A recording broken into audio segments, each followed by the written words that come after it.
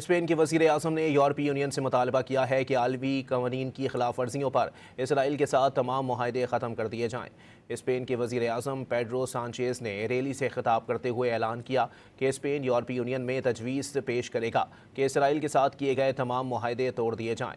मामला बहुत ही सादा है। आलमी कवानीन की खिलाफ वर्जी करने वाला इसराइल यूरोपीय यूनियन का पार्टनर नहीं रह सकता। स्पेन, आयरलैंड और सल्वानिया ने जुम्मे को एक ख़त के जरिए यूरोपीय वज़ीर ख़ारजा इजलास में इसराइल के साथ मुआहदों पर नज़र-ए-सानी का मुतालबा पहले ही कर रखा है।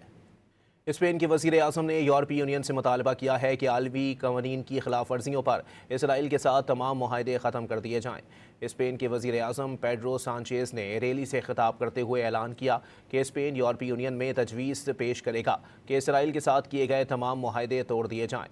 मामला बहुत ही सादा है। आलमी कवानीन की खिलाफ वर्जी करने वाला इसराइल यूरोपीय यूनियन का पार्टनर नहीं रह सकता।